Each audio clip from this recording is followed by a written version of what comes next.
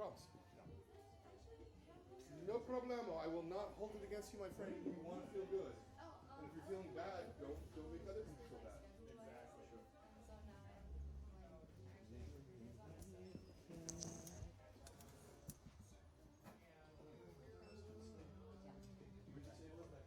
It should be right downstairs, buddy. Oh, great. Yes. Literally downstairs. Yay. I like the general thematic rest of it. Where's Leon? She's studying. She's got a test on Monday, so she'll be very late. I told her she comes in late. And especially with how good the All show good. was. You guys got questions? Very much. The whole team has questions? They do. Great. Great. Looking forward to it. Looking forward to it.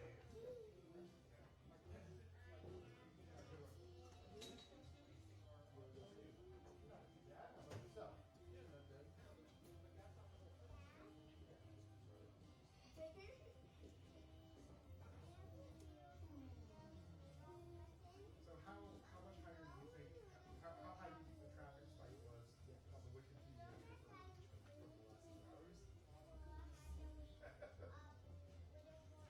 I mean, we know how the So my gal says, I had to explain what impeachment meant to work today. And this look of just like passion or clearly showed up on my face. She says, no, she's from China. She just immigrated. Okay, that's fair. Okay, that's totally legit. Right?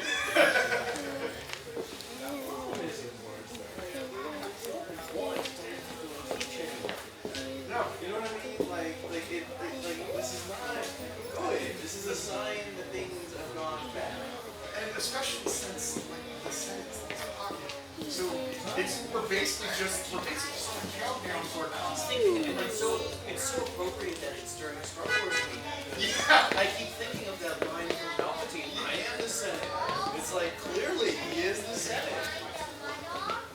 Yeah, so that's the next thing everybody's gonna be Googling is constitutional crisis, because it's gonna be bad. Well, here's interesting.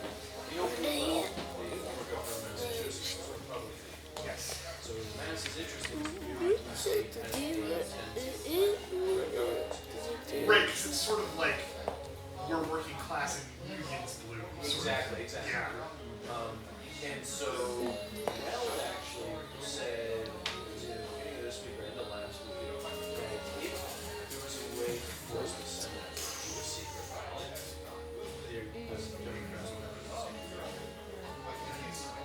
And McConnell won't allow it out of the games, but there may be procedural techniques that Democrats can use. That would be interesting because there's That it's in their favor. I think it's better for them to have politically, just in terms of election, to have Trump run over Pence. Let's not have this conversation. Pence is not over. He's not an over. Most people don't know who he is. right. Let's do It's that terrifying. And everybody knows. Happy to do it afterwards. So, cool transformation, right? This was made. But It's like a transformer.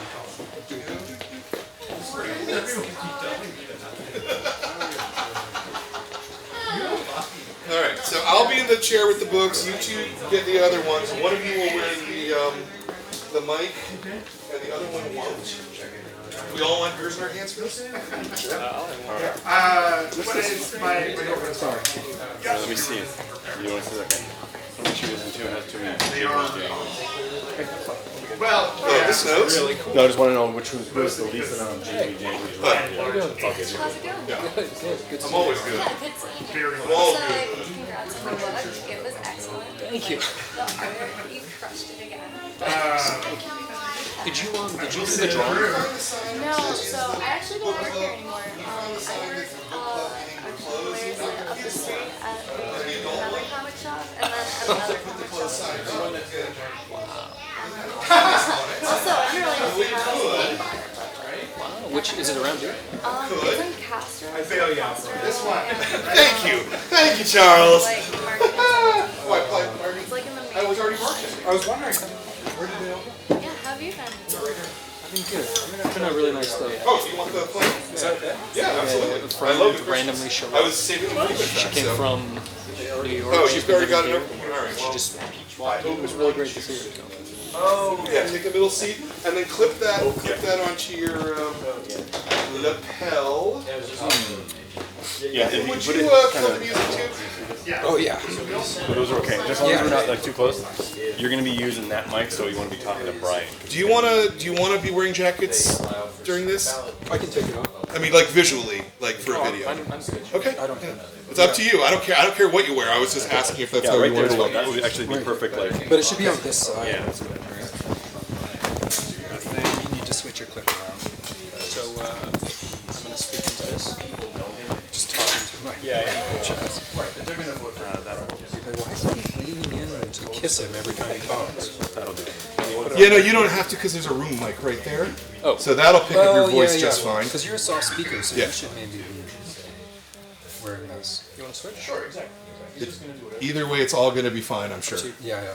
Yeah. I mean, Jordan, you can hear all three of us speak, Give me 1 sec. and we can all speak. Brian, can you give me a level? Here's my level. This is the level that I'm giving you to make a level. Fantastic. And the other two gentlemen? Will you guys talk for a minute, just one at a time? Yes, I will certainly do that. Excellent. Hello. Hey. I'm not going to talk this loud the whole time, I don't think. Is this good? Talk at the level you're going to talk. That'll be fine. That's good. Yep. Okay, we good? Yeah, I was gonna use the word microphone. Okay. Ian's a bit of a soft talker. No, it's all good. Apparently, you too.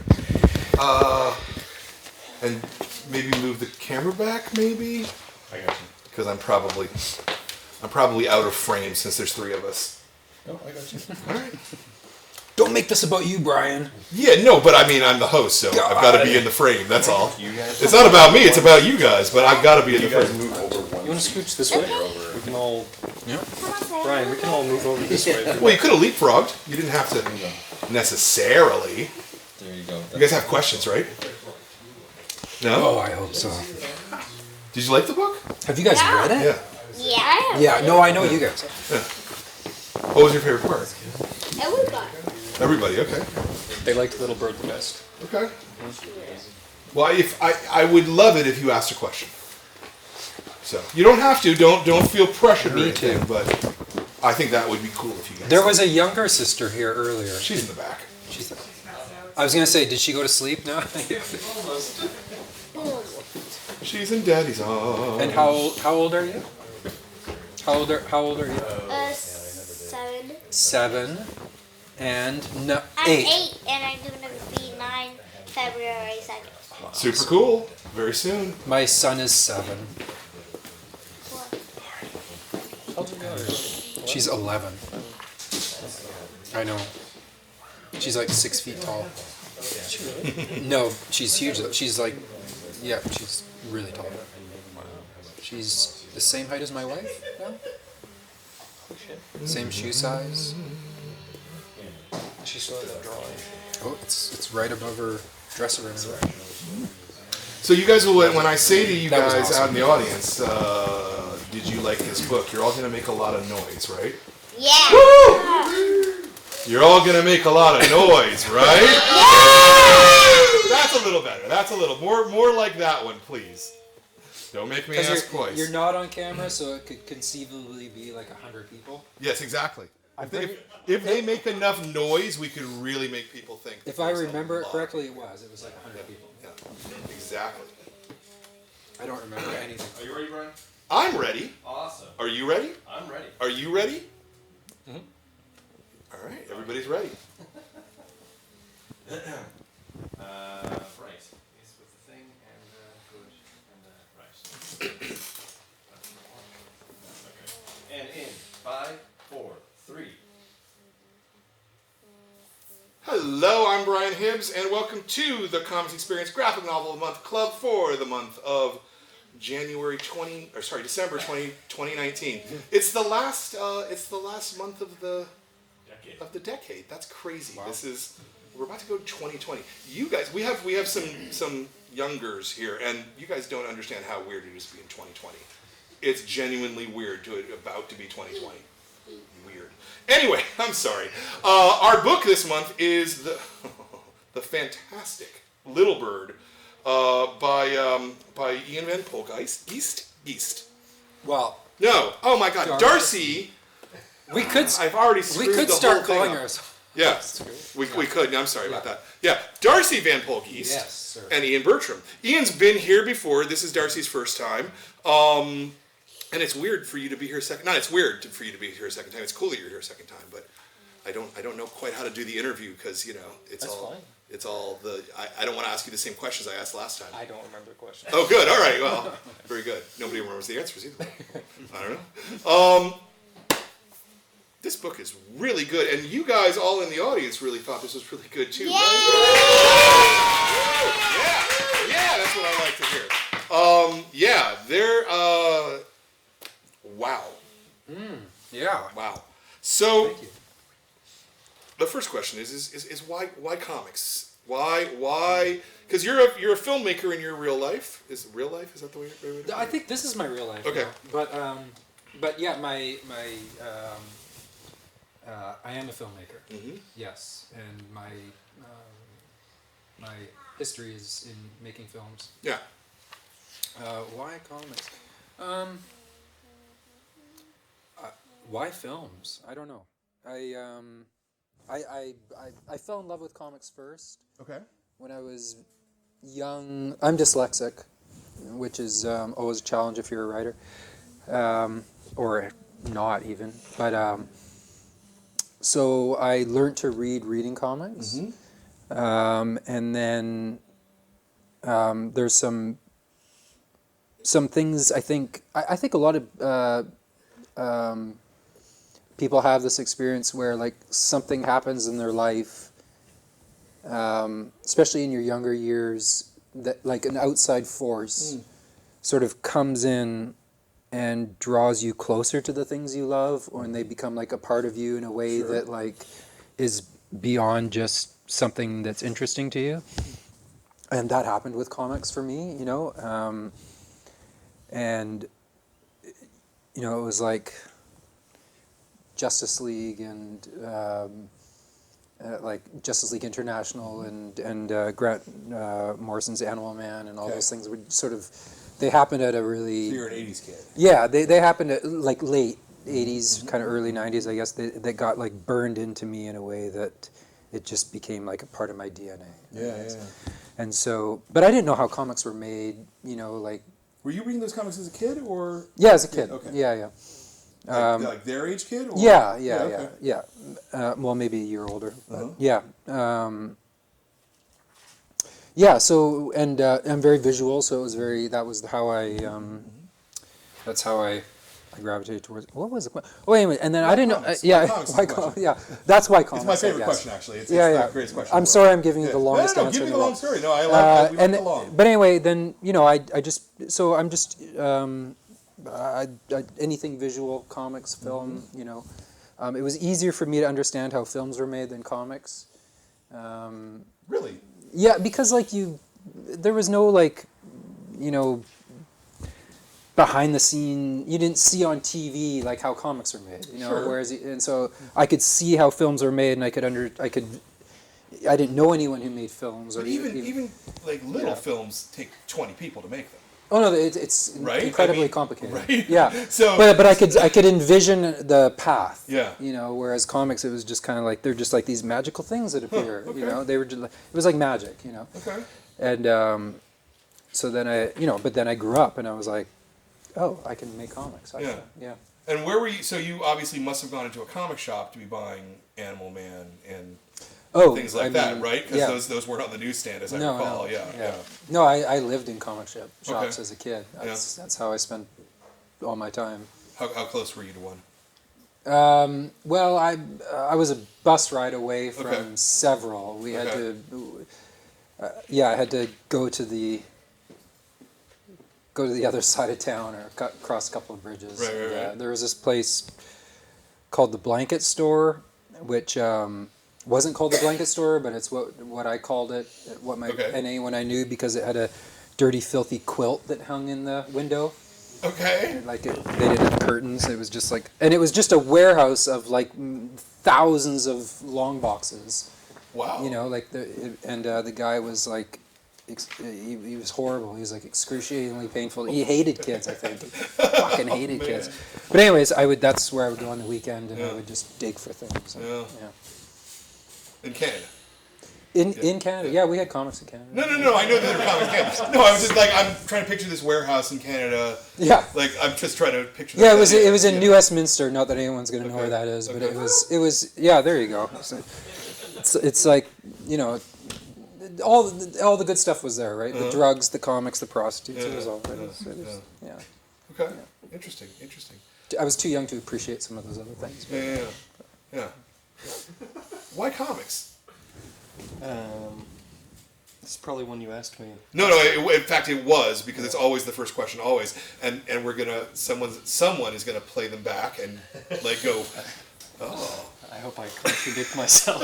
I hope you do too. That would be awesome. That's a really difficult question to answer. I mean, similar. Spent a lot of time in comic shops when I was a kid. I mean, they were like just the best escape.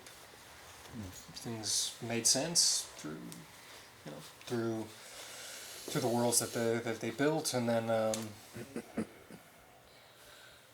I just loved telling stories. Yeah. Through them, and I wrote a little bit when I was younger. And just never had the same resonance. So. Did you do like little mini comics when you were a kid? I started doing like actual like mini comics. I was like 14, 15. Okay. Yeah. There was this one. What was it called? Contagion. Okay. And it was this guy who it's kind of like Unbreakable, like a almost straight rip-off. Now that I'm thinking about it.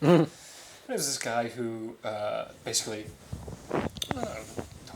but he realized he was, I mean, essentially unbreakable, but it was more about the transition from him getting hurt for the first time, like, and spending a lot of time in the hospital and getting irradiated, and there was a lot of like weird like horror in a hospital. Okay.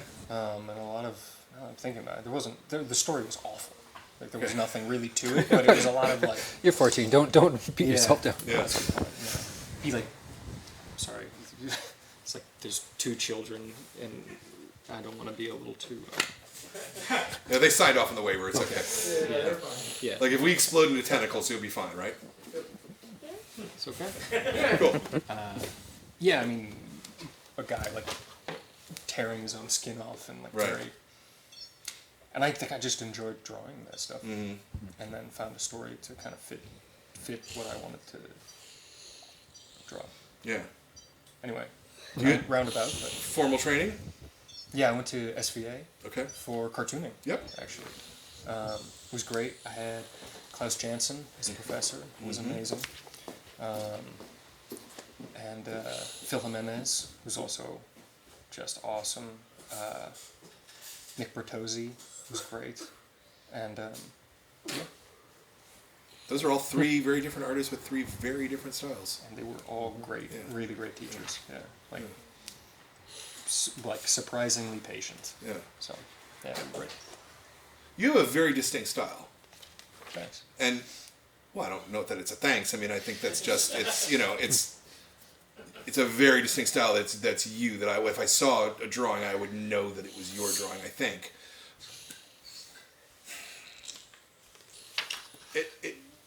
Was your style supported by SVA, like to grow your style, or? So actually, the portfolio that I submitted was so much more influenced by Frank Miller and Eduardo Rizzo. So it was like a lot of like high contrast stuff. Thick blacks. Yeah, and it was just an excuse to not draw environments. Yeah. It's like just a great way. Yeah. You shine a light. Yeah. And then there's light on one wall. Right. And some cast shadows. You never actually have to deal with perspective ever.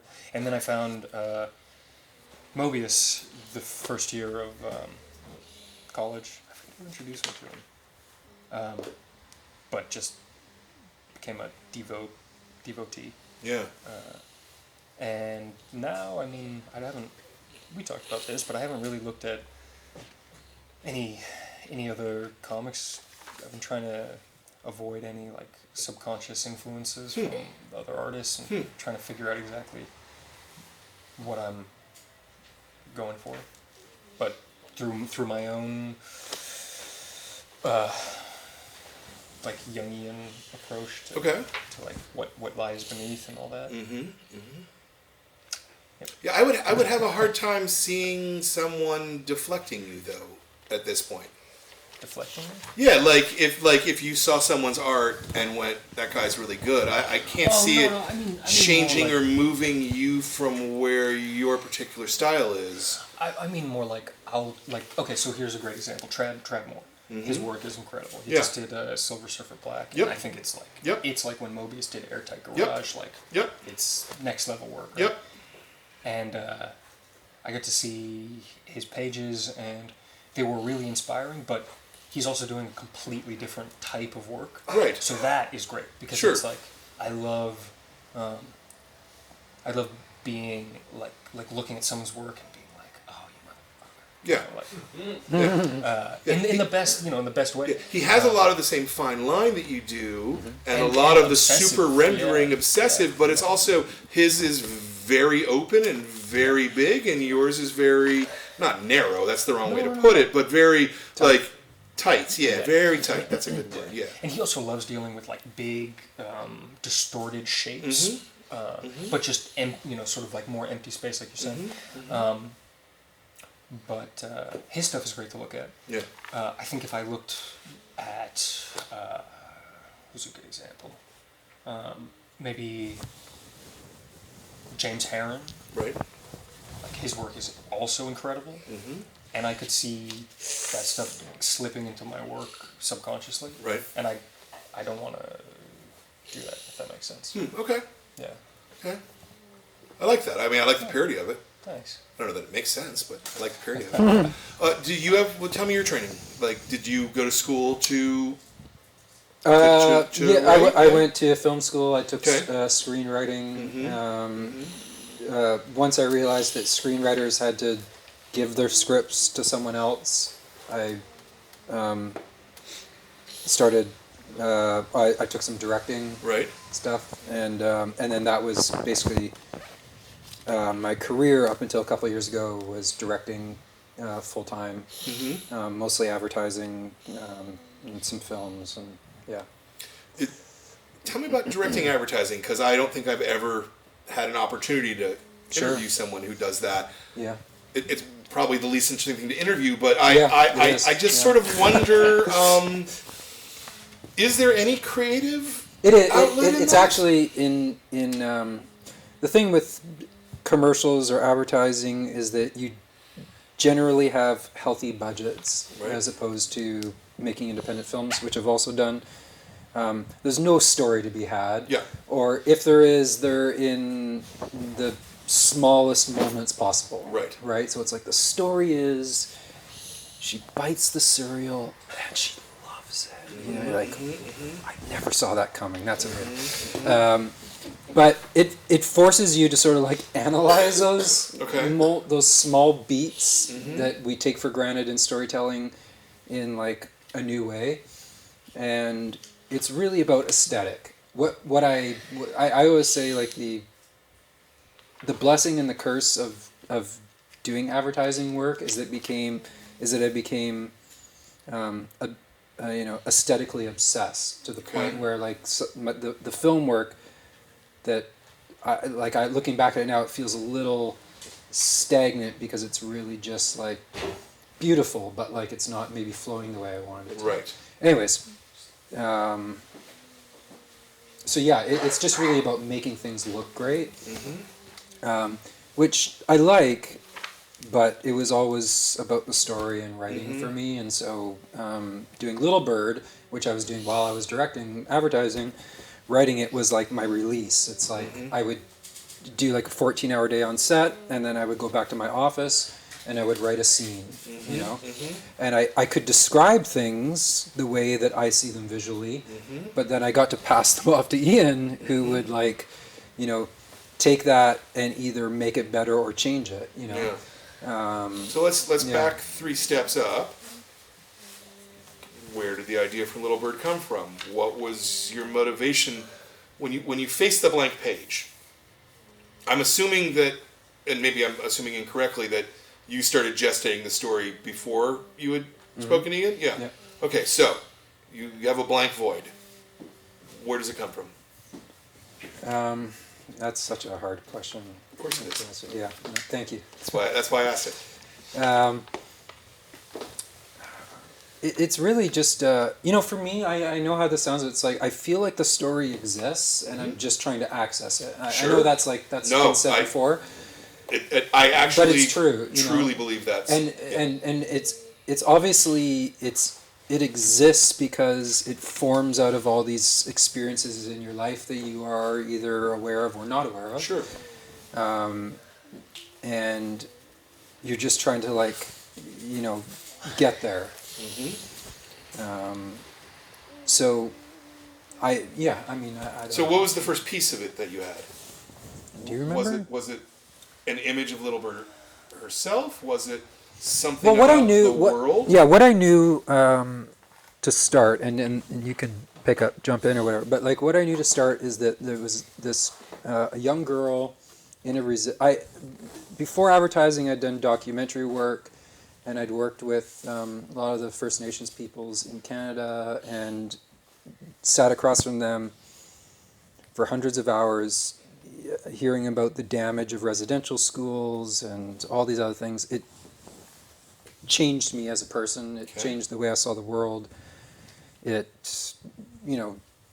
was traumatizing. It manifested in all these ways.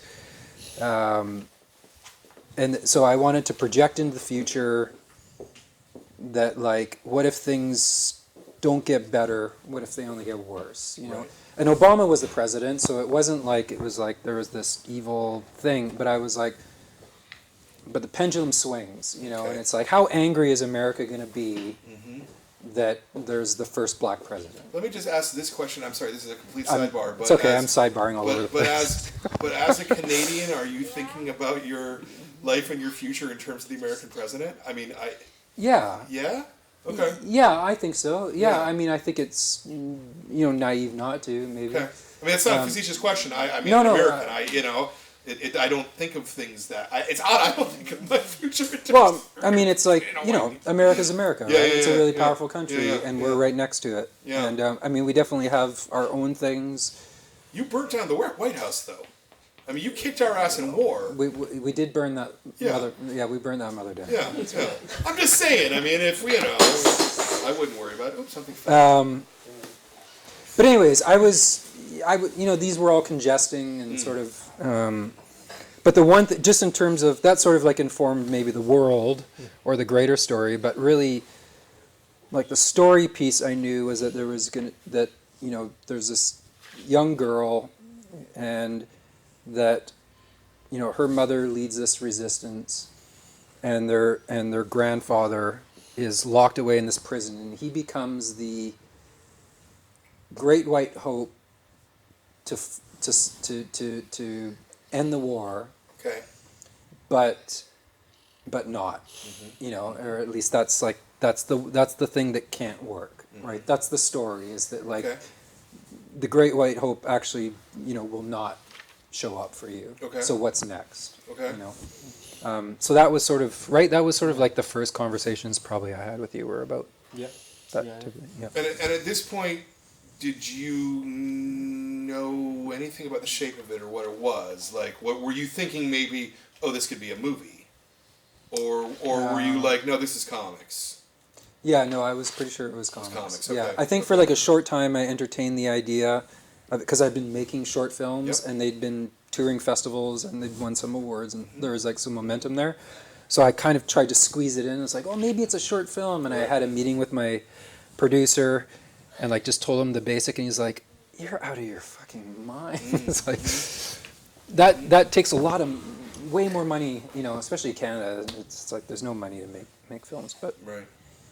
And then it just sort of dawned on me. It's this is the comic I've always wanted to make. Okay. Yeah.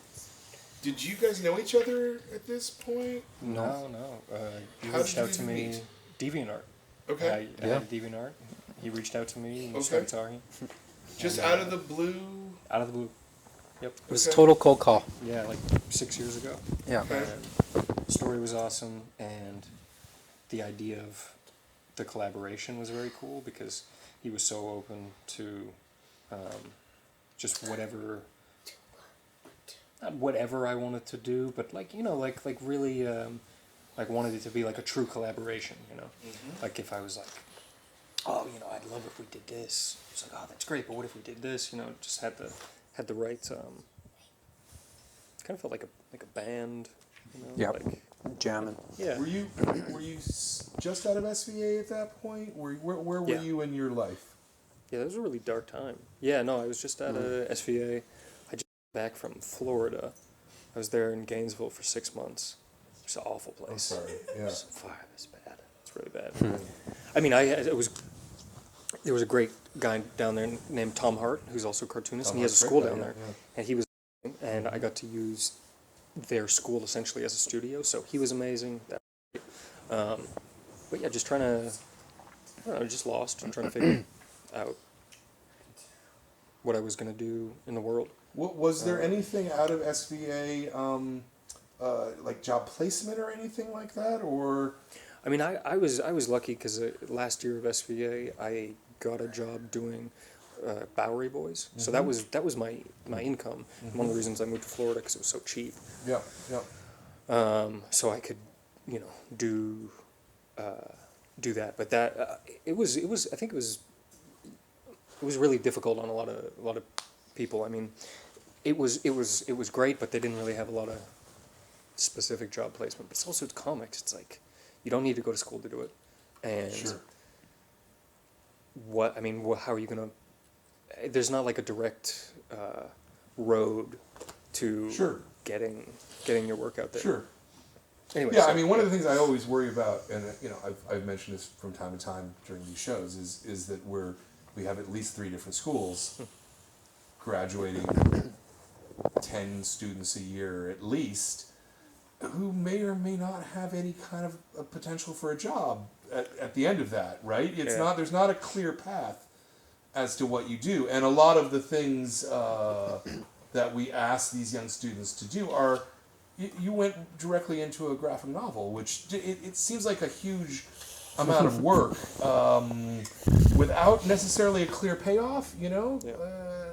Well, I think also I did not want to work a day job at all, like very, very vehemently. I'd worked at Market Basket when I was in high school, which is like Right. like a little grocery chain. Right. And I just remember fucking, just like small tyrants, Yeah. like just Sure. the worst. And I Sure, was just sure. like, absolutely not. So I'm probably one of them.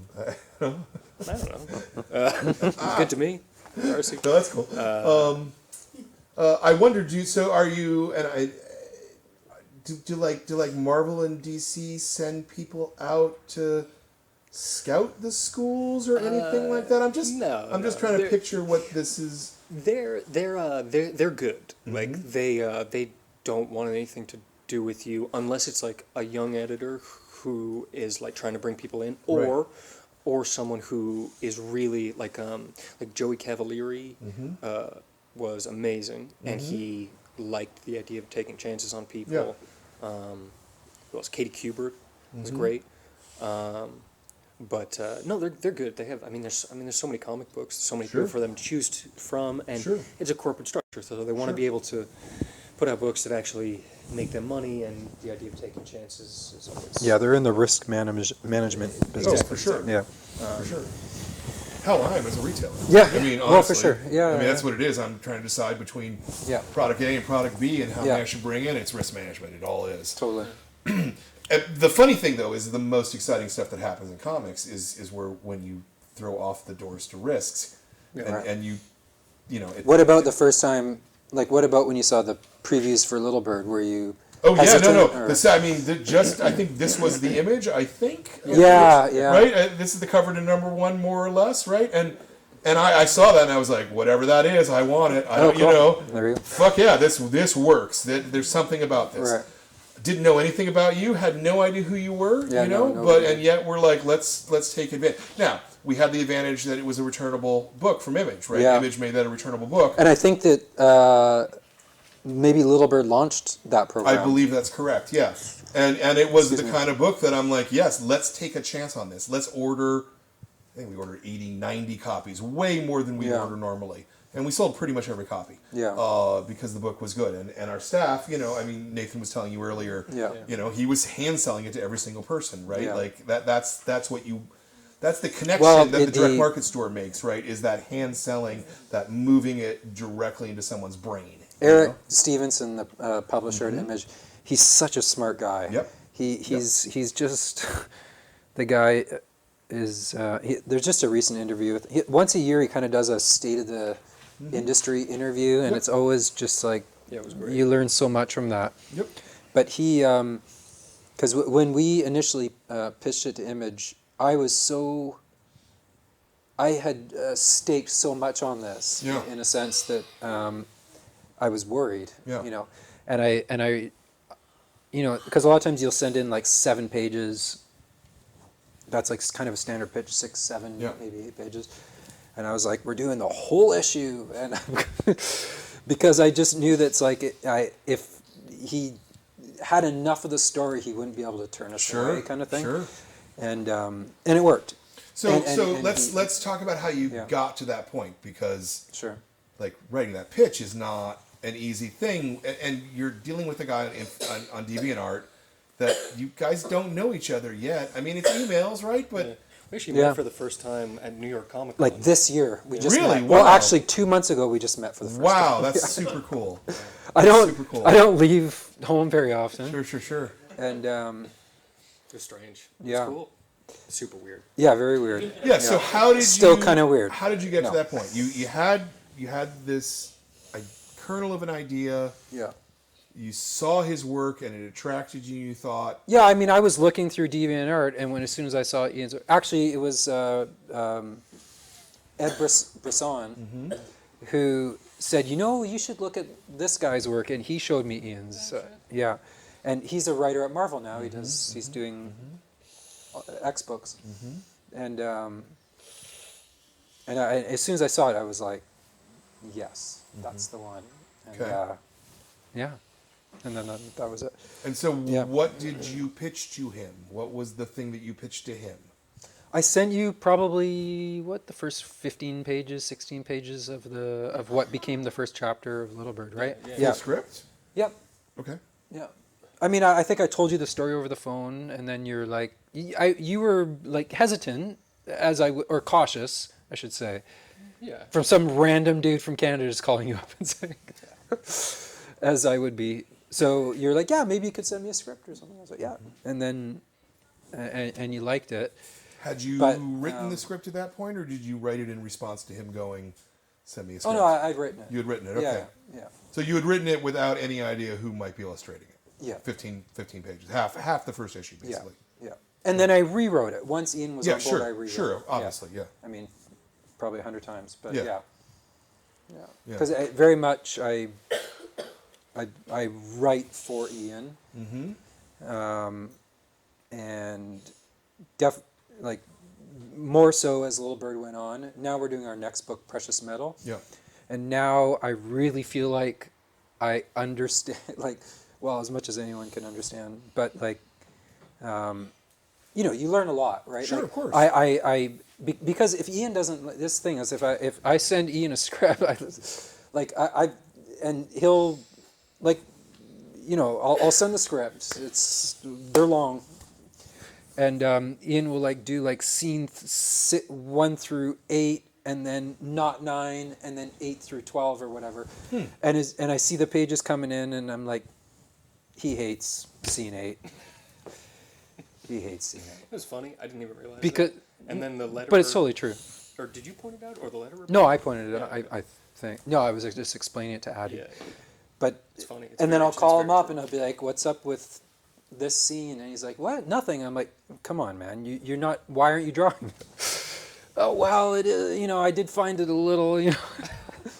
And then, you know, I'll think about it some more and I'll go, "Yeah, you know, like it's it's not right. Yeah. You know, so So the first Yeah. script you gave him, was it in screenplay format? it was. As opposed to specifically to comics. It was. Yeah, we Yeah. jumped around back and forth on Little Bird a lot. Yeah. You know, it was. I think I broke it into panels, and you were like, I'd kind of prefer if it was more of a traditional film script, and I could make the decisions of how it would break down. But then issue 2 through 5, you did.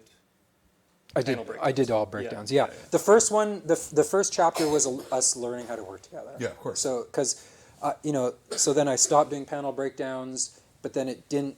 It wasn't. I mean, it was amazing, but it wasn't coming back in like necessarily the sequence that the way I saw. So, so now the way we kind of ended with like 2 through 5, and certainly the next book is like, I do full breakdowns so that it's very clear how I see it. And then if Ian wants to change something, you know, we talk about it, and usually we do. You know,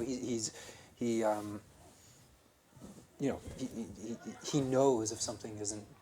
It's I'm writing it for him. Yeah. So it's like he can't draw it unless it's the way he needs it to be. Yeah. So that's makes So the sense. so the screenplay is typically a page per minute, right? Yeah. So if you've got a 12-minute film, it's a 12-page script, Yeah. more or less, right? Yeah.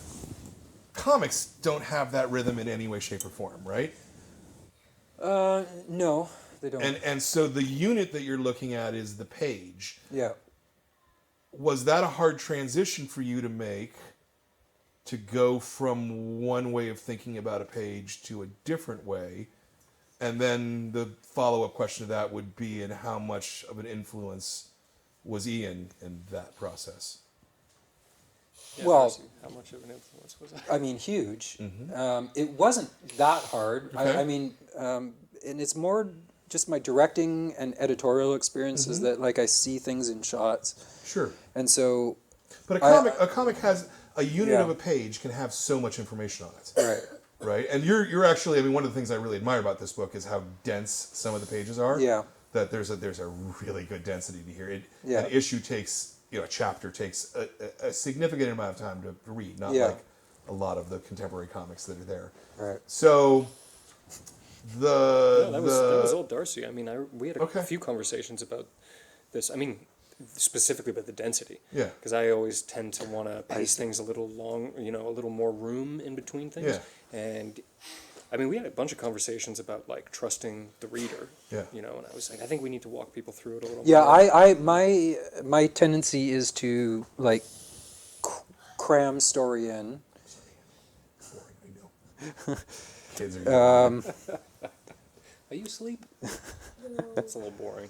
Yeah, I hear you. I want to cram. I'm pushing to get Yeah. as much story in there as I can. Yeah. Not because I want it to be like dense and confusing. Sure. But Sure, but again, that's literally not how movies work, right? Because movies Right. unfold at the speed that of the frames per second, that you can't change that, and you can't Yeah. change the way. Right, that but for me, like when I'm editing, when I Yeah. was directing and editing, because Yeah. every time I directed, normally I would edit my own stuff. So like you could think about it in terms of length, Yeah. but I would always think of it in terms of shots, not length. So it's Sure. like this scene is 7 shots. Right. It doesn't matter if it's 20 minutes long or 1 minute long. Right. Those are the frames Right. we need to tell the story. Right, but those 7 So- shots have to exist in space in a comic, right? Right. There's a boundary of the page, and I guess I'm just wondering if that. Well, changed. no, and I'm but I really think going that's into the weeds. I'm so sorry. No, that's okay. I'm fascinated about this kind of a thing. No, but this is a process, recent. This goes back to a recent conversation that Ian and I had, where so the panels, to me, well, panels and panel size determine pacing. Sure. I'm more focused on, well, I guess both. I don't know, but anyways, it's like Ian has like I'll write something in 9 panels because I feel like that's the flow that it needs. Sure. But then Ian has the flexibility to do those 9 panels over 2 or 3 pages. Sure. Right? I may write it as 2, and he's like, no, like Okay. we need, Okay. and so that's where the conversation, like more recently, that's where the conversation's been happening, right? Great too. Yeah. Because he's been writing we talked about it, but it's like the way he writes is like really, really, really dense, and it's got a lot of information in it, which is great. And then every once in a while, I want to open up the scenes like he's talking about. Yeah. And then sometimes we do, and it works. Yeah. Generally, if Ian wants to change it, it's Okay. just like go for it because but yeah. I Okay. don't know. Is that kind of what you were talking No, about? it is. Okay. I want to get back to the weeds, but I really want to let's open it Yes. up just a little bit here, especially because the girls are so tired. I can see that. so do you lovely sweeties in the first row have any questions? I know you do. Yeah. Around the first few pages, I will answer anything that you. Little Bird hides out in this hole, Yeah. I and want a copy just to make it easier. when you guys show sort of like an X-ray of the hole, I don't really see any food. So I'm, That's a good point. and then 3 days later, I'm not sure how she survived That's a great point. food. She's going to be an editor. I'll let you take that one. That is a really good point. She might have died in there. She basically. Do you mind if I repeat it? Your question? Yeah. So basically, Little Bird hides out in this like little bunker, and she's saying there's no food and water. It says 3 days later. I mean, it's a really good point. There are a few cans, but I'm pretty sure they're just full of weapons like everything else. Yep.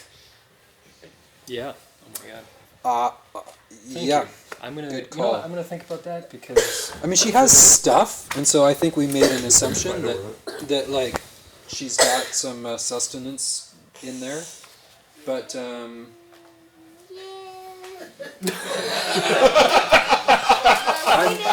am I maybe? I'm stretching it, aren't I?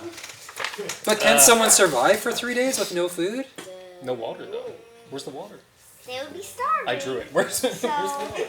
so Thank you. If they even did survive, Little Bird would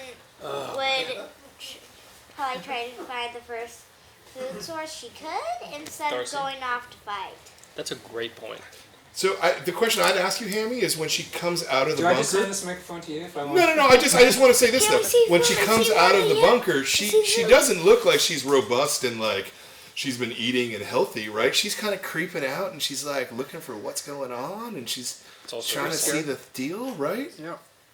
So But I think that in the real world, if you're to go into a hole for 3 days, you're smart to think that you should be bringing some food. True.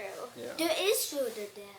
You see There's food a in few there? cans. yeah. See, there might have. She might have eaten something. I don't even know. Me. Well, she also can't be killed. True. Well, she doesn't know that yet, though. She hasn't discovered that. Yeah. What? I'm sorry. I'm just following along the plot, man. That's a huge plot hole. Thank you. We will. This is why I should hire you as an editor. Do you have any other specific things? No. No, that was it. That was your only question of the whole book. I think I had another one, but I can't remember what it was. Okay, think about it. We can come back. All right. I mean, it's like 160 pages, and your only questions in the first 10. All right. But it's a really good question. It is a good question. Seth, go ahead. So, I'm with the kid on this. Yeah. Yeah. And I'm sorry, but here's where I'm going with this. So many stories where we see all kinds of plots and, Also, and one things more- happening. Question. 1 second. is- Oh, go ahead, Amy. That's fine. Yeah, it's fine. Sorry. No, it's fine. There's one bit where the helmet's there and like Where? the Oh. big helmet, it's around. Here, let me just take that. It's the one where he To me. puts on a giant red helmet. Yeah. Okay. Because Okay. That one. This Yeah. one? This one? Okay. Why do they have a screen in there? Because otherwise they wouldn't be able to fight. Well, I'm thinking that it kind of pops on sometimes, like the screen. Like if he needs to tell them something, the screen will pop on, right? Cool. But They actually make screens like that you can see through until something comes up on them. And also it banged itself against a rock, it looks like. So how is it still working? where? Who bangs it against a rock? Well, he falls, Oh, I and see. it could have banged up against a rock. That's so. why it's cracked. See? Little cracks in the glass. Cool. Yeah. Guess Is that good? Yeah. Okay. All right. Thank you, Seth, keep going. thank you for drawing those cracks in there because they were definitely not in the script. Save the plot. Yeah. So Thank you. question of how do you choose what mundanities of human life to include? Eating and so on certainly is not exciting, but just in thinking of stories similar to this, so rarely do we see people doing people things. So, yeah, I mean, one of the best ways to establish if someone is maybe not sympathetic necessarily, but to give them more humanity is to make them eat something. Sure. I mean, immediately you're like, oh, yeah, I eat. This person eats. I mean, it's a great storytelling technique. I mean, we did it with Sarge, where he drinks out of the bottle. Right. But you're right, it's pretty boring. I mean, do we do that in anything in Precious Metal like that? Yeah. Oh yeah. Like yeah. Oh yeah. Lots Yeah, actually. okay. But I think we've got like 3 like coffee scenes in the first. Oh, just that's in the right. first. Yeah, and they drink But- tea and Sure. yeah. But yeah, I think it is important. It's to do stuff like that when you can. Something like Little Bird is like it's such a rapid pace to the story that it makes it more of a challenge to work those things in. But you do it where you can, and as long as everything, like every page has to move the story ahead. That doesn't mean they can still just be having a cup of coffee, and you can still be moving the story ahead. But as long as that, yeah. I don't know if that answers your question. Yeah. But yeah. I mean, yeah. Go ahead, Santa. This is more kind of directed to Ian, but like, so did you draw this by hand or is it digital? And if you did do it by hand, like, what was your process and what utensils did you use? Yeah, it was all by hand, and so for the first issue and then some of issue 2, I would just draw the page in pencil and then ink it with Micron, and then for 3 through 5, I would do, because I wanted to get way more detailed with it, I would just add, I would do like a page of pencils and then a light box and then Micron on top of that. I hope that's helpful. Yeah. Yeah? What size of Big, yeah. yeah? What size of pages were you working on? These were 12 by 18, but Wow. the next one, Precious Metal, is ridiculous. I mean, it's 18 by 24. Interesting. Yeah. Why the change? I wanted to include more detail. Okay. I also, I like how they feel, Yeah. They're just like big, It's There's a heavy level of density in these pages, and I think this is part of what Seth was trying to ask too. Is that like each page needs some sort of propulsive element, right? Like so the unit of the page works as a page. Almost how much more detail can you put in? I feel like. Yeah, that's a good question. I really wonder if it'll translate. I think it will. I want it to feel like, and we've talked about this too. Like, I want while you're reading it, I want you to feel like you're in good hands. Like whoever made it, obviously spent the most amount of time out of their lives that they could give to something, and therefore while you're reading it, it's like, okay, well, this is worth, even if you don't, even if there's things that you don't identify with or whatever, it's like this is worth at least my attention, I would say from the pages I've seen from Precious Metal, it's like there's a whole nother depth to it almost, like it. Yeah. So, Thanks. I think it's working. Thanks. Yeah, it's Matt, I'm sure doesn't like it because it's just so much more. yeah. Sure. Yeah. But it's a lot more shading. Like there's a depth that How often do you talk to Matt? Who's the colorist? If just for the studio audience at home. Every once in a while. I mean, he's pretty amazing. Like, we had a conversation at the beginning of, not pretty amazing, he's a genius, but like at the beginning of Little Bird, I just wrote to him, and Darcy wrote to him, and it's essentially like, you know, like, we're treating this book as something that we can experiment with and try different things that we either didn't think we could, and other, you know, whatever, and asked Matt to do the same, and he was like, I love it. And so he basically he colored this in Corel Painter, which is really cool. It's why that has that sort of like it almost looks like it looks like watercolor, and then he's putting like white colored pencil on top of it, which I love. And so he just did that for this, just to mess around, and that's what he's doing for Precious Metal too. But Looks fantastic. Yeah. He's- One of these days we've got to have Matt in on a video or something yeah. to talk to him, because the guy's an unsung, well, not an unsung genius, but a genius who he's maybe worked on everything. Everything. no one ever talks to him. He doesn't. We don't interview colorists and letterers. He's- These are not. he- we should do more of this. He Yeah. hand painted the guides for preachers here. You know. Yeah. I mean, it's Yeah. like that's. Yeah. Well, and then How long you've is seen it? his Facebook post where they're he put the thing up and it's got the Y. Yeah. Like the handwritten color codes of what this color is. It's the Yeah. coolest thing. You had a question, Michael. Yeah, Darcy, you had talked a bit about how Little Bird was about some of your fears that the U.S. could become a sort of theocratic, fascist nation. On the converse side, did you put in there your hopes for what Canada could become? You know, in this sort of naturalistic, communal type of world that you created? Yeah, I don't know if it was my hopes, but it was more the world that I'm familiar with, I guess, and you know, I think that that a lot of the fears that we surround ourselves with every day are very much urban driven, you know, or at least like driven by where we have large masses of people.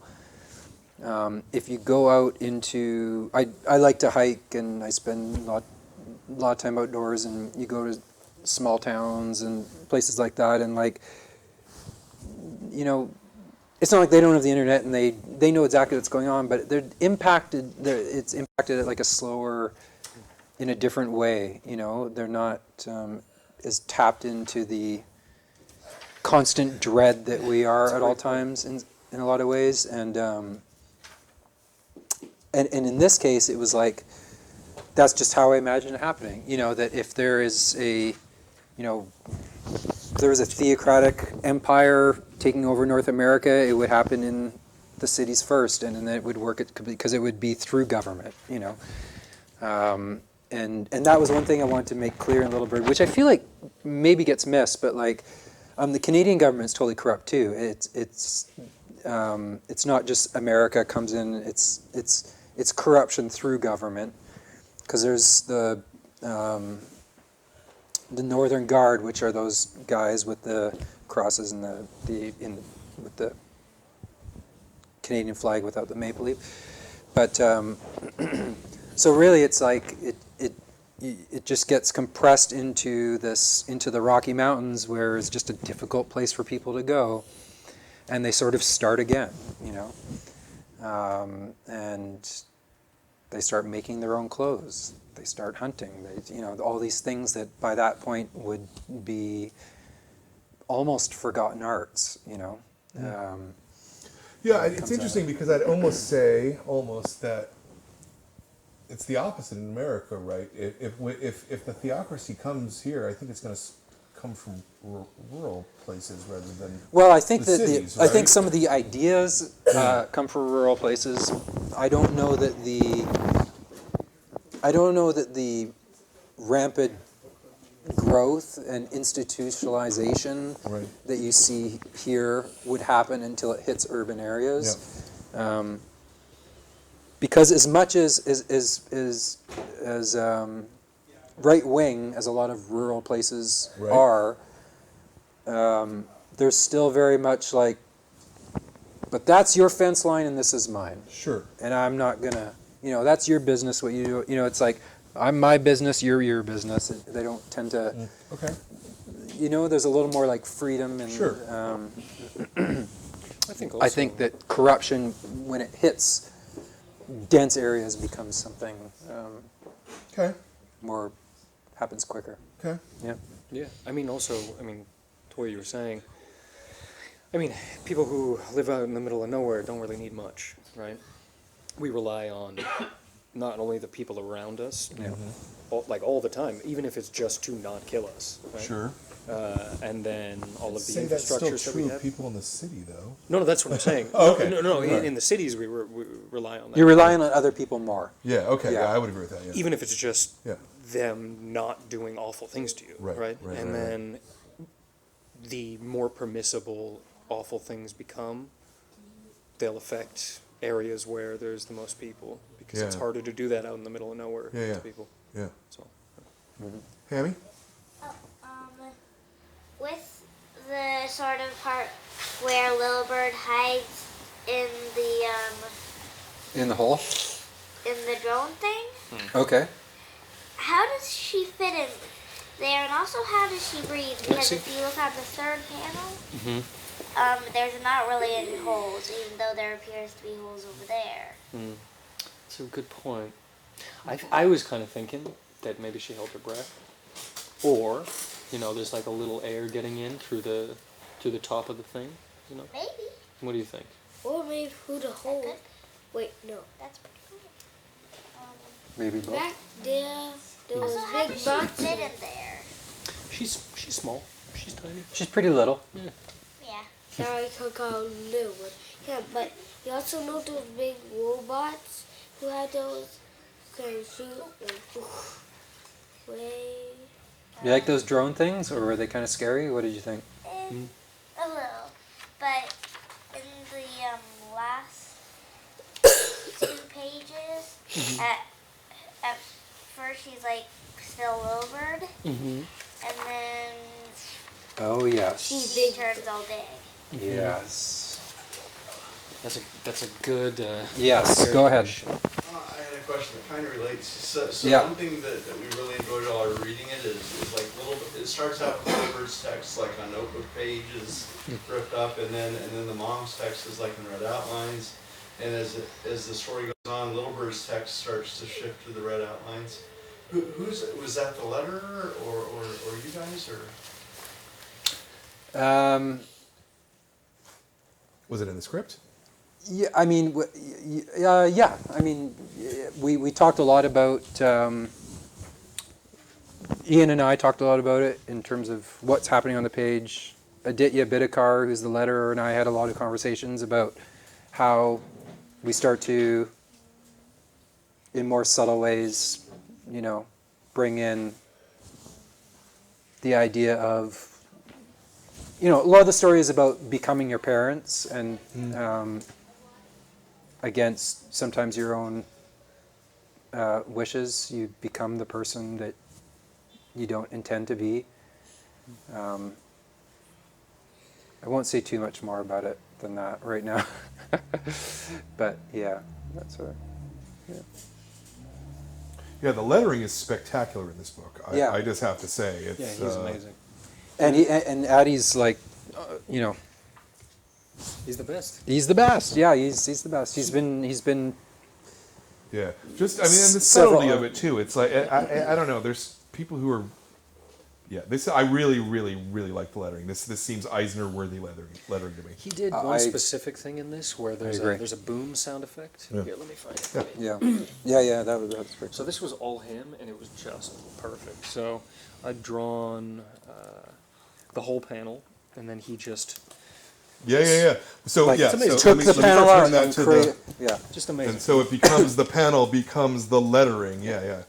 That's That- not you though. That's No. you. No, that was a full panel. Yeah. That- Interesting. that he did that. For. Interesting. And so But it was a very specific story element where that explosion was key to understanding what's going on. Yeah. yeah. But we weren't drawing the explosion, so we had to be looking somewhere else, but knowing that it happened. And so they're coming to you with, I want to change your art to be this. I loved it. Yeah. Yeah. I mean, he just sent it as like a. He just like did a it. proposal. Oh, he just did it. Okay, Yeah, I and see. it was I just didn't like- even ask. Just did it. Just did it. Yeah, I mean, it wasn't the Well, I think he. final. I mean, it wasn't asked. no, you know, yeah, but I didn't mean it What do you that way. What do you Like, guys think of this? You need know, like- permission, yeah, right? Yeah, yeah, he's so good. yeah, Yeah. yeah. we, tons of fun with. Yeah, like I consider the lettering to be the final stage of writing. It's not just something that is executing Yeah. a certain portion of the writing. It actually is writing, and you know, it's So you're doing another pass with dialogue and things like that. completely. Once it's lettered, or just try to talk me through how that works intellectually. Well, when I get the art back, Yeah. I do another pass. Yeah. I rewrite the dialogue, Okay.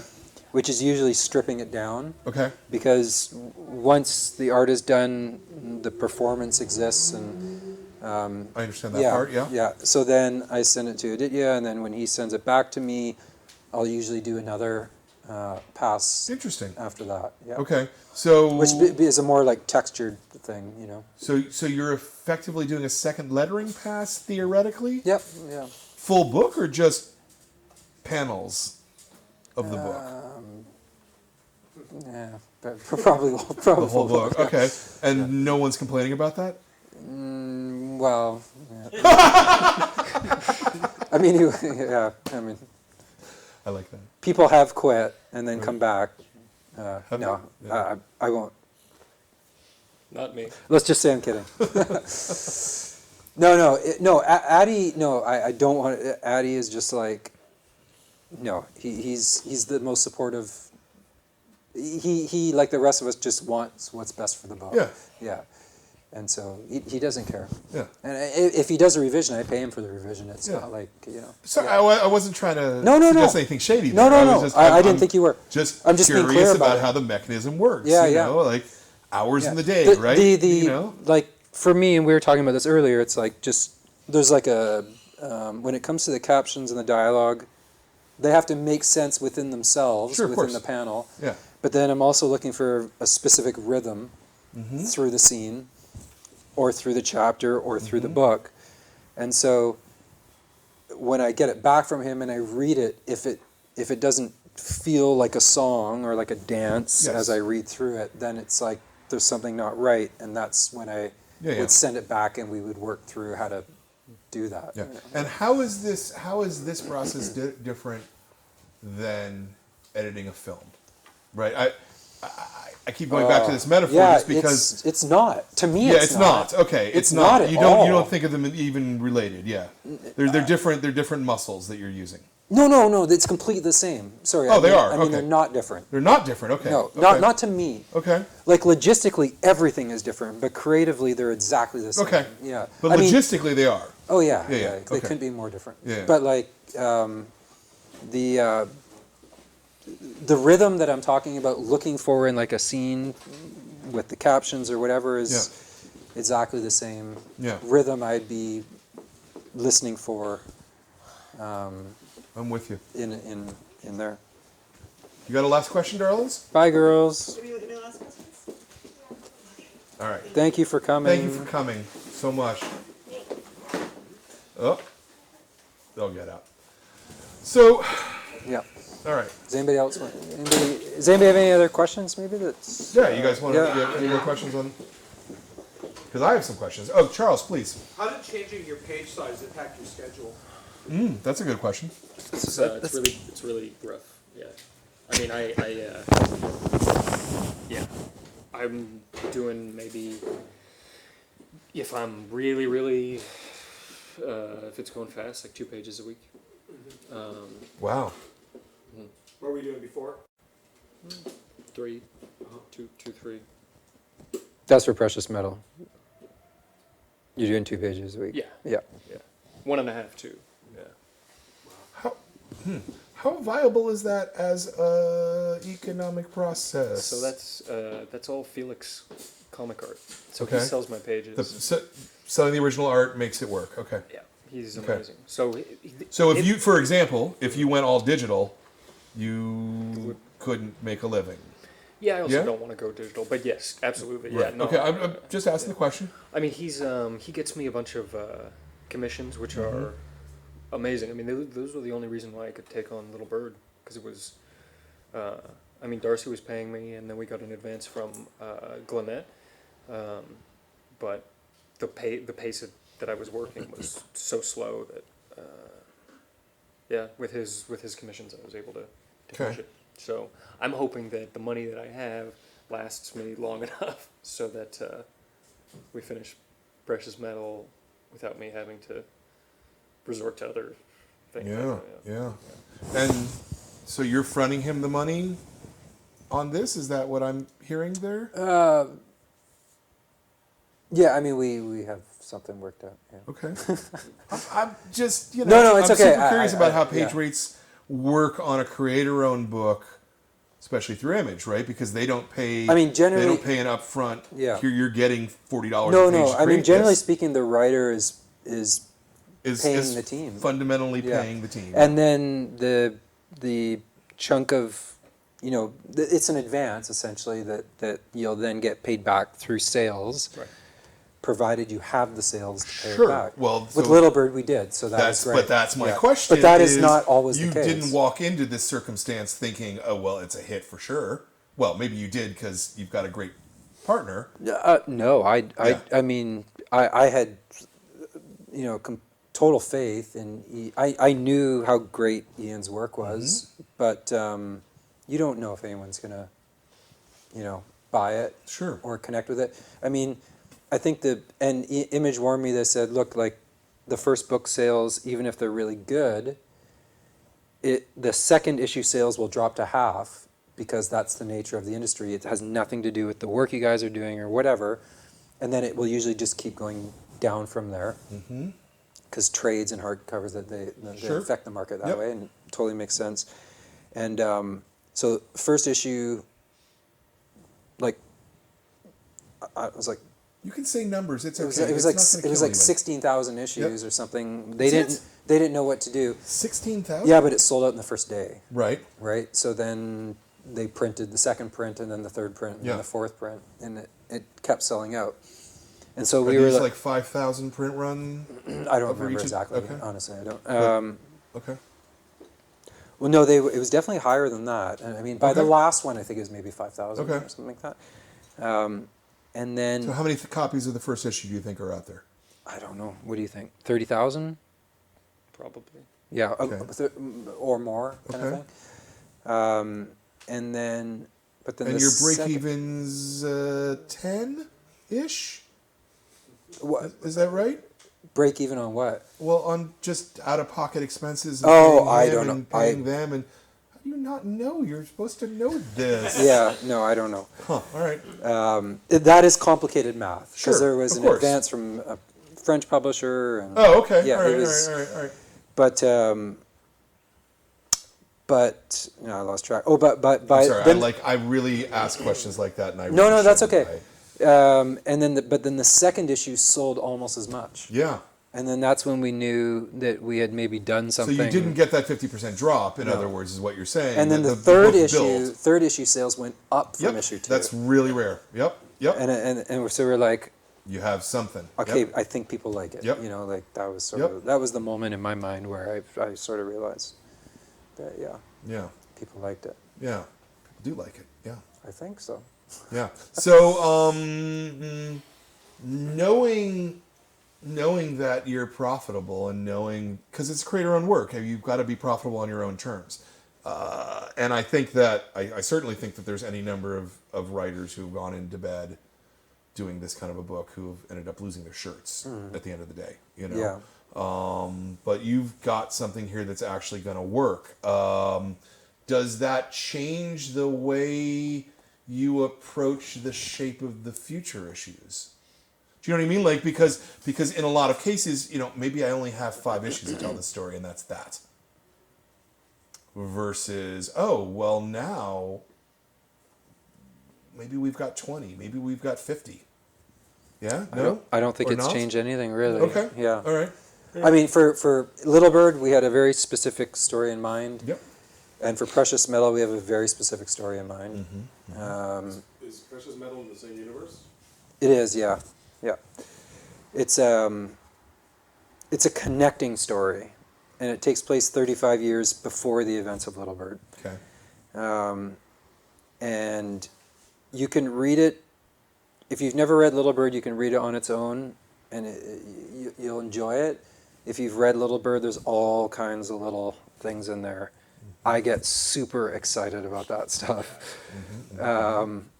So it does make writing more complicated because you're writing like a story and a half. Like you don't want to cut corners on either one. So it's like you want this story to be, completely its own and engaging, but you also want to that's what I want. Yeah. Sure. Yeah. Is this strand of the story going to move forward? Yes. Okay. Yeah. Okay. I mean, in the end pages. Yeah. So that the last scene of Little Bird tells you something about Precious Metal. Okay. There's something from the past in there, and there's also something from the future. So we are working on the past story, but there is another story that. Okay, because the end, I have to say, confusing. confused me Yeah. a little bit, Yeah. and I was having a little bit of a hard time figuring the who's and the where's and the what's. Yeah. Me too. Yeah. I had to read it twice. Yeah. Do you want to ask a question about that, Raza? Well, not specifically. Oh, okay. Sienna? Oh, so the spine says book 1. Is Precious Metal is going to be book 2, or is there going to be a Little Bird 2 and Precious Metal is its own thing? Precious Metal is going to be book 2. Okay, Yeah. so it is like still. Yeah. Yeah, it's all building towards more, or something. And how much do you perceive at this moment more to be? 3, 5, There's 7, 9? There's 3 complete stories that we know we want to tell. Little Bird being the first one, and then it may go beyond that, or it may not. But we'll have to see from there. I mean, it could be that it takes more than one volume to tell one of those stories. I don't know. We haven't Sure. discussed that.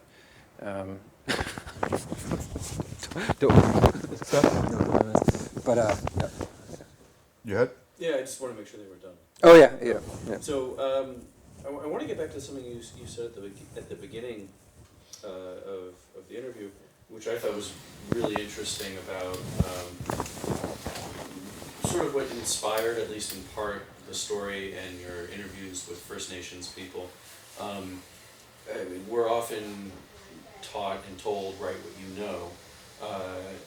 And I'm curious to hear a little bit more about your process in deciding that you wanted to include at least the spirit of those experiences that you had, if not something more, and yet make it accessible and exciting in the story, that became Little Bird.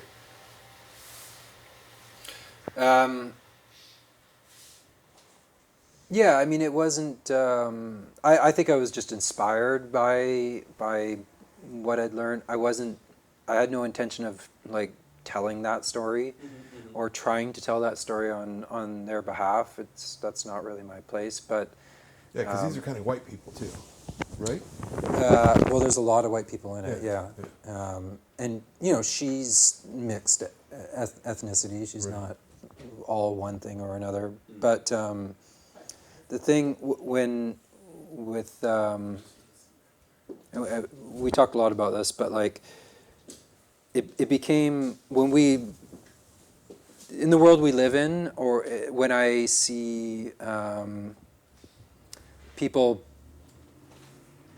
protesting on behalf of the environment, certainly in Canada and here too, it's almost always women on the front of that, and it's almost always Indigenous women on the front of that. When it comes to pipelines and and so it just became to me it felt disingenuous to write anyone else in that role. I was hesitant because I'm also a middle-aged white man, and I don't want to be, I don't want to be telling, well, like I said, I don't want to be telling stories on other people's behalf, but at the same time, it was like, it just feels disingenuous to have, yeah. So that was, at least in BC where I live, that's who's leading the charge on stuff like that, and so yeah, write what you know. And that's kind of, yeah. I don't know if that answers your question. That was I always find the process of converting personal experience to entertaining story without turning it into a therapy session to be the ones that I respond best to. It's fine to work out your problems in a book if that's the therapy you need, but that doesn't always make for interesting storytelling. Right. Yeah, I write what you know. That's been thrown around a lot, and I think it's taken out of context. Like, totally. Yeah. It's not. They're not saying if you're a lawyer, you should just write stories about lawyers. Like, it's just. But I think maybe like write it in a way that you know is maybe more the intent, the original intent, which is like you're not, don't, if you're not Shakespeare, don't sit down and write Shakespeare. Like use your own voice, to tell the story you want to tell. One of the things I'd like to talk about the book a little bit, and I actually kind of wish the kids were still here for this one, is the book is incredibly fucking violent. I mean, but it's also violent in a way that's kind of sexy violent. I don't know. But this is, he's sexy and he's violent. Sure, yeah. Every issue has at least one action piece that is centered around the violence and the spectacle of violence. Yeah. I think. Yeah, so it's intentionally ridiculously over the top. Yeah. So Little Bird, she's driven by revenge and all the things that she was told she should do. Right? And so in so many revenge tales, by the end, a lot of them either realize that, the violence wasn't worth, ruining their lives to get petty revenge or whatever. And so with this stuff, I wanted to, in comics, we and I remember reading Invincible and, being like, this is the most violent thing I'd ever read at the time in comics. It's not Blood Meridian, but the I'd read Hard Boiled yet then, obviously. Yeah. No, I had actually. Oh, okay. Yeah, I somehow thought. Really? Oh, I guess maybe it is actually. Maybe just like the blood, specifically the blood. Well, especially because it's supposed to be a superhero comic on the face, that's right? A great point. And so that's what makes it kind of over the top in the violence. Yeah. So the absurdity of the violence just highlights the impotence of trying to solve matters through violence. Okay. Hopefully came across. I'm not sure if it did. What do you think? Yeah, sure. But I think you revel in it in a couple places. Maybe not revel in it, but I don't know. I think of the scene, particularly I guess the tree cutting scene, I guess I'd call that one. Or we cut some in half. Oh, yeah. And there's something, it's sexy and it's powerful and it's also nasty as fuck. And it's... I don't know if it's sexy, but... I agree with all of them. Well, no, but look, the reaction of the character who cut the trees is... Holy shit, look at what I fucking did. Yeah. Oh my god, I'm the boss. And I feel like... Which the clear cut, the umbrella cut, or umbrella bomb, or whatever I called it. I don't know what you call it in the book. The rebels are about to take out when they clear cut these guys, and then they're cut off at the... He's not, happy about that. No, one guy is. One guy is. Yeah, one guy for sure is in the story. Yeah. And then one guy is just like, Yeah. Can I see? The clear cut. That's the last page. Like, there's this guy, but then there's that dude. Yeah.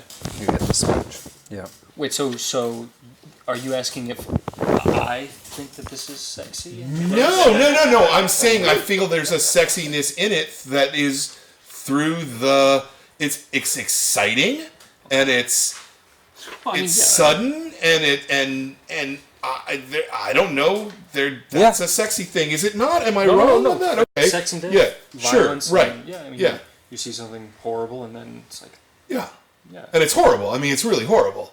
I mean, that was But it's also like these people coming to realize, like, you know, they're. I mean, these are not like evil men and women. You know, Wasn't saying they were.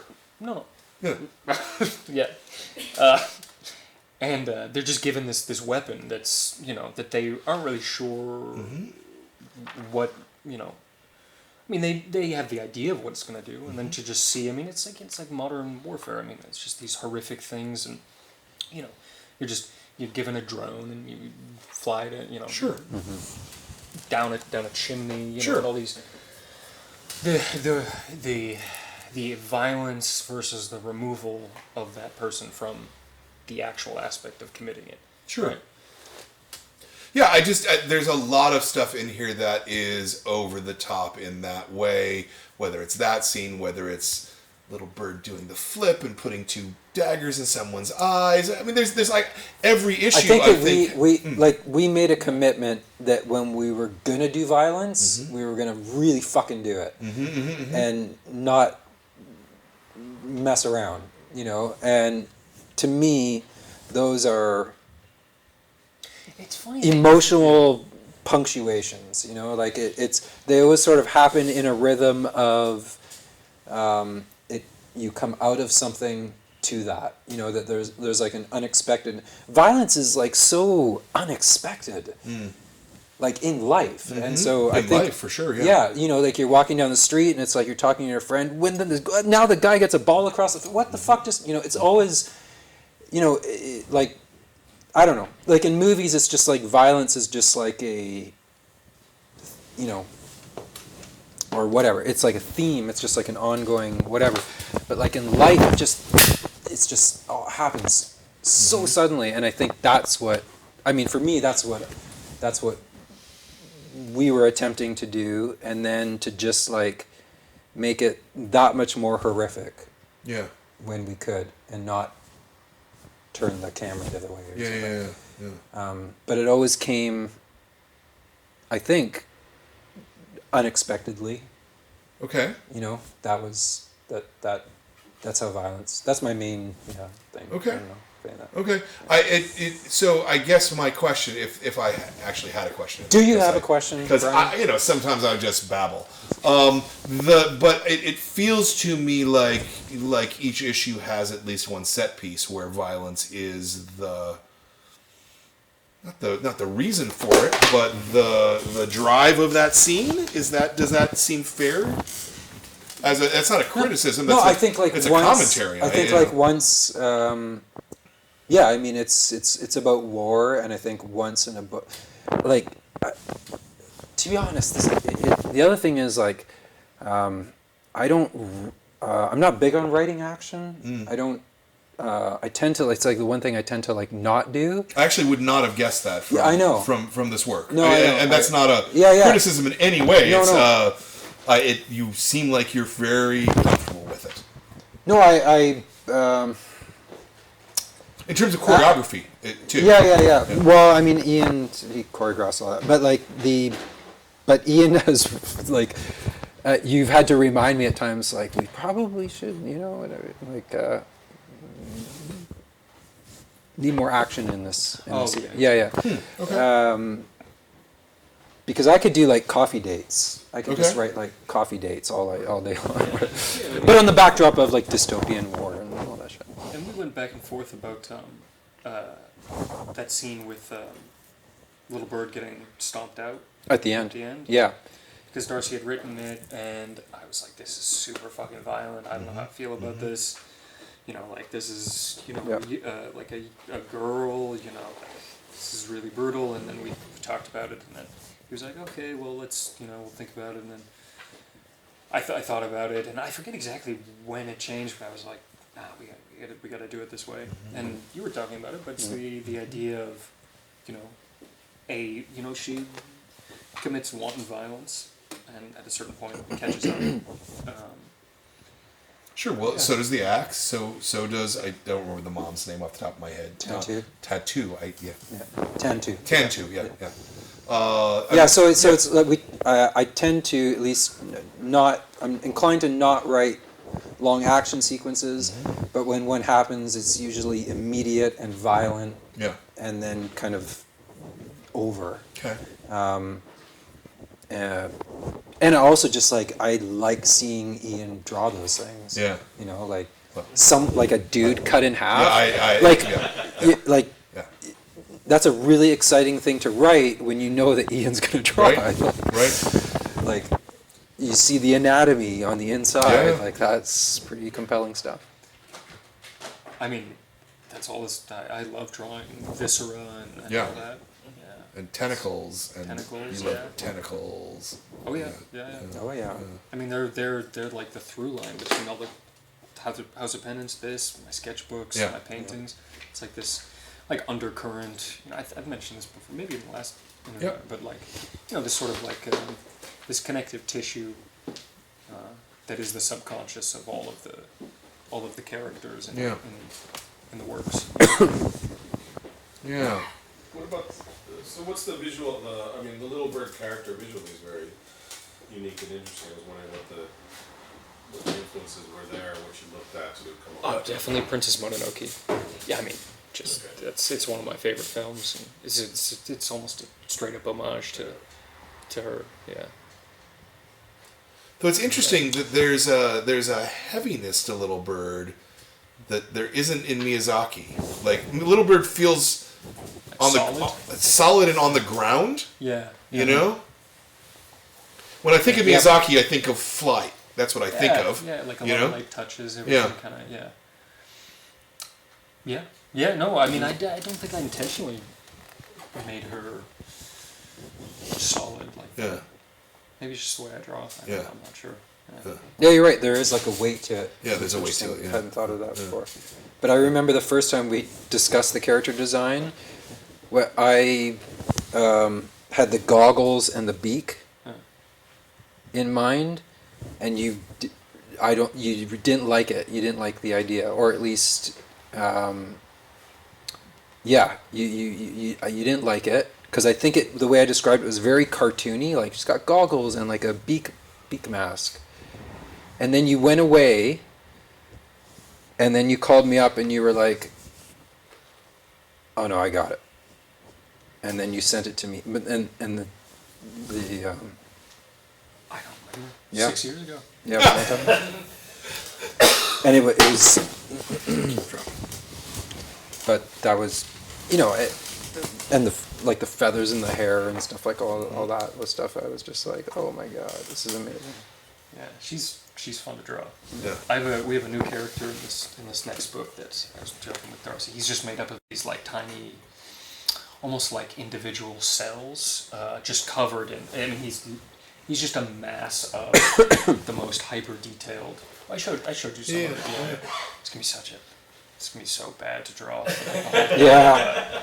Last thing, like it was cool for chapter 1, then chapter 2, I'm like writing all these He's scenes. like a I'm main going, character. You know. I feel bad. Do you? I do. It's like, oh, here he is again. Yeah. Now he's doing this. Yeah, because someone's got to It's execute like all that. those Yeah. little. Oh Yeah. my god. Yeah. Yeah. How do you do it though, Ian? I mean, how do you not break? I don't get it. I mean, I really don't get it because I could never do that kind of intricate detail where you're summoning blackness out of individual lines, you know?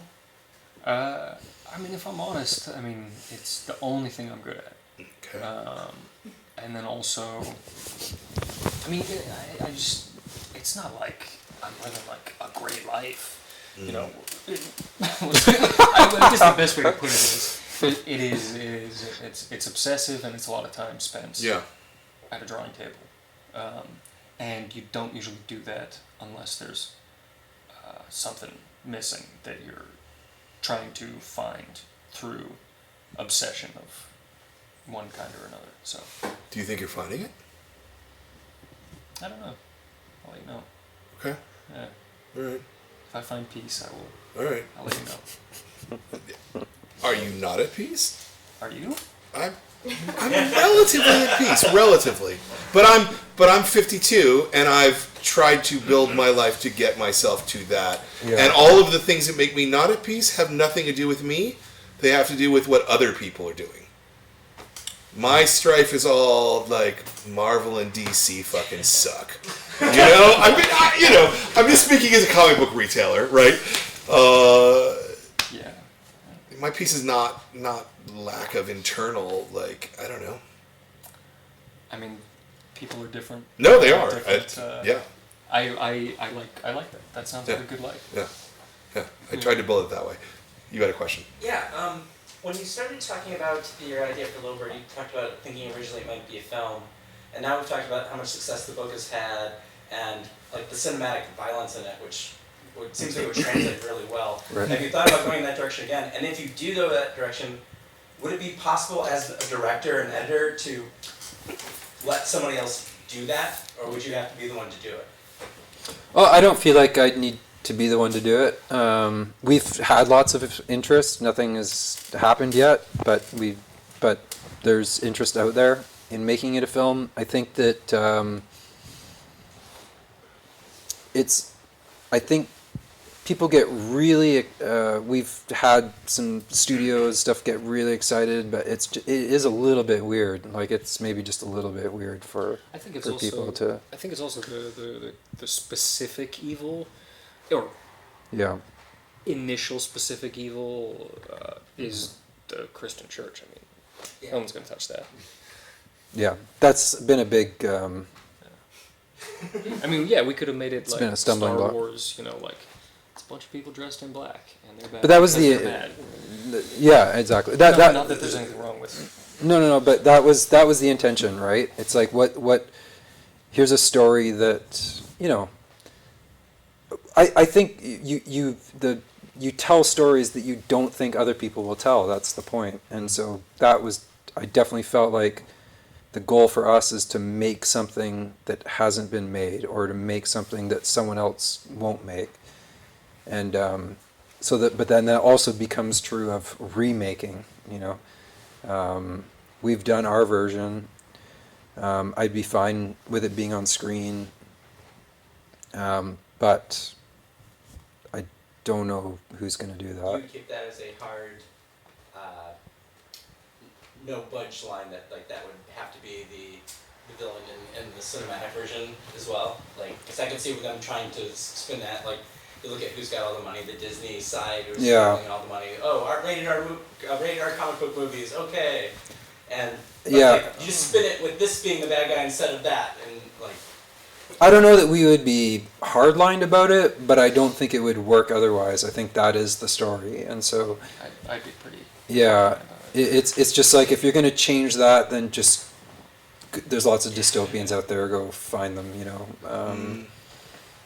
So things need to change when it goes to screen. They're two different mediums. Things don't work the same. But I feel like if Little Bird wasn't who she is, like if they tried to like whitewash the protagonist, and if they tried to swap the church out for aliens from Mars, it's just like, well then, I think those are two things that are tough to do and keep the story intact, because it ties into so much of the other little threads, reincarnation and all that they just kind of, then they're there without purpose. And, Yeah, I also have to say, I mean, and we talked about this a little bit earlier, that one of the things I like the most about this book is it strikes me as essentially unfilmable.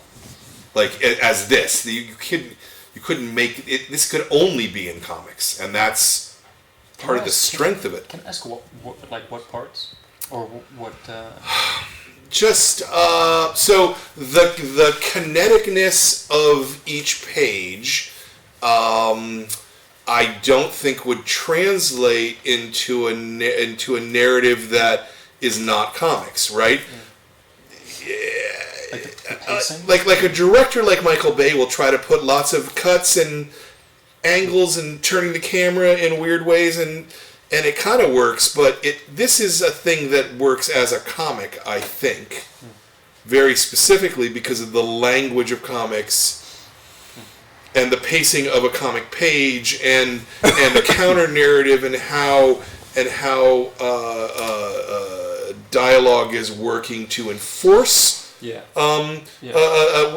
visual language, and how the visual language is working to enforce the dialogue, right? It's the reason that though they made a frame by frame essentially remake of Watchmen, it didn't work at all, because it wasn't the medium that was intended to be. Yeah, no, maybe. I mean, I think especially with the dialogue. Sure. That's like her captions. Yep. Spoken dialogue. Yep. And then the panels and how it I don't think it could work as a you could make a movie of this. Yeah. You could make a movie of this, but it wouldn't be this. No. You know. And that's a thing I admire about comics, when they actually embrace their comicness, rather than, you know, so much of the periodicals that we get are storyboards, right? This is not a storyboard. This is its own thing. You couldn't, if someone tried to make this using this as a storyboard, I don't think it would work. Do you? I don't know. It's interesting as the artist, like this is what's in your mind's eye, right? I think weirdly, I would love to see someone try it. Yeah. It'd be fun to see them try. Yeah, I don't know like that they would really wanted to Right. write this into like animation. It could get much In closer. animation, maybe, yeah. Live action would be very challenging. very I feel difficult. like. I think, yeah. Especially the dream, like there's Yeah. the dream world and how that interacts with the characters and Yeah. yeah. Yeah. Do we have any more questions? Any kind of last questions? Because we've been talking a really long time. I could actually really keep going, but yeah, we're almost at 2 hours here. We should probably let everyone go. I just love talking about comics, and I love talking about how they're different than other media, you know? And this feels to me like a distillation of what comics are in a lot of ways. Thank you, man. That means a lot. Yeah. I want to ask one more kind of processy question, and it's the physicality of this book as an object. Can we talk about your thinking and your art direction and image and like they're like do whatever you want, or because it has a hand and it feels good in your hand and it's well designed. Mm-hmm. Is that, you want to talk about that at all? Yeah. Images kind of like do what you want, because it seems to me you spent a couple extra bucks for a couple extra things here for the book. Yeah, I just, you know what, I'm going to be totally honest. I'm just like kind of an obsessive person, and details are everything to me, you know, like, so it's pretty obvious from the work. Yeah. So it's just like it's like we just wanted to, we put a lot of care and effort into putting this together. I'm like, comics are fucking expensive, man. Yeah. Like, I say that as someone who buys comics, they are so fucking expensive. Yeah. And I guess I kind of carry this like guilt with me about that. It's not. There's no reason for me to feel guilty, but it's the reason that like every single issue of Little Bird was like 40 pages and it was only $3.99. It's because I just feel like I've been like, oh, this looks cool. I pick it up. It's $3.99. Like 22 pages later, it's plus and an you ad. Didn't even get it's it. over, you didn't and even I'm get just an like, idea. Yeah. Fuck, that's like, yeah. God damn, that's like $7 Canadian. Jesus. Yep. And so I think I'm driven, like everything, all my writing and it's all driven by this like anxiety of like fucking something up. And so I just wanted it to be awesome. So and then Ben Didier, who's the designer, is like just an incredible artist and a friend. We've been working together for years. He's always designing my film posters and stuff like that. So it was nice because we had like a shorthand and like look at these end papers, man. Yeah, the end papers are beautiful. It's all the chapter logos all weaved together. Yeah. Yeah. So we just, You spent a lot of time thinking about it. Yeah. Thank you though. It shows. Yeah. Because like I'm a thing nerd. You know, like I like things. Sure. To be cool. Sure. Well, I mean, I try too with this club that it's this is a $30 book and we charge $25 at the most for the club. That's amazing. You know, so I'm taking a $5 copy loss on this one this month. Yeah. But because it's a real fucking object that is awesome. This is awesome. Like I love like Criterion. Yeah. DVDs and Blu-rays because they got the books and just like so much care goes into making that shit. I just love it so much. Yeah. I hate digital. I hate digital comics. I won't. All that digital shit. I can't even read them. I don't. I need. Maybe it's just because we're old, but like I need to like hold it and have it and love it. No, the page is a thing. The physical boundaries of a physical page is an actual fucking thing. It's a thing. It's more than that. It's the smell. It's the all that stuff, right? You're interacting with all your senses. Yep. It's not just. 100%. 100%. It's fine. Yep. All right. Well, that seems like a pretty okay place to end this, I think. Thank you, guys. Thank you for this book. Seriously, if you are out there watching this at home, I think this is one of the best books of the year. You know, it's a piece of craft and love, and it's smart, and it has a thing that it's trying to tell you.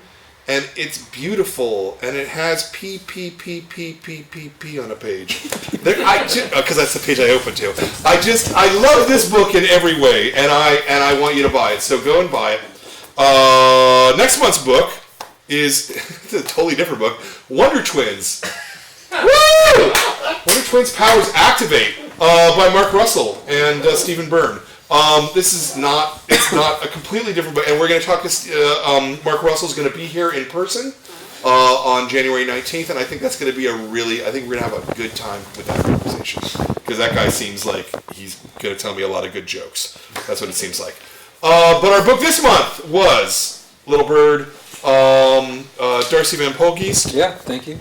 Ian Bertram, for the second time, because he's so fucking awesome. It's the second time, and we cannot wait for Precious Metals, and the third part past that. We want more, so we love it. Thanks very much. Thanks for hanging out. And we're out, apparently. Very good. So, if you guys would like them to sign your book, they will, I think, do something for you. You can just unclip it from your thing. I'll walk away.